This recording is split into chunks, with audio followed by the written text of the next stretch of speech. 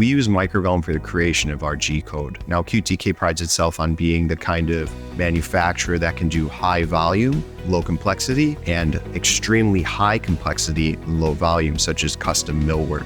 So our solution employs multiple different softwares, right? We use a lot of the data Microvellum generates to be imported into our ERP and into Artis, which we're using for optimization and material handling and storage. And it makes the correct calls to the barbaric system to deliver the sheet and cut in the order that is determined to give us the greatest yield. But all that data comes from Microvellum, all that G code, all that machine instruction comes from there. And then it runs down the line, barcode powered, and the fact that every part, every product is uniquely identifiable allows us to truly focus on the end user, streamlines through our production facility due to the use of CNC programming, certain information that's passed from Microvellum that is interpreted by our ERP and our staff members so they know what to do.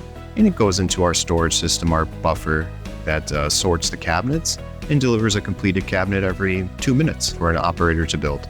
I would say Microvellum's been extremely beneficial to us.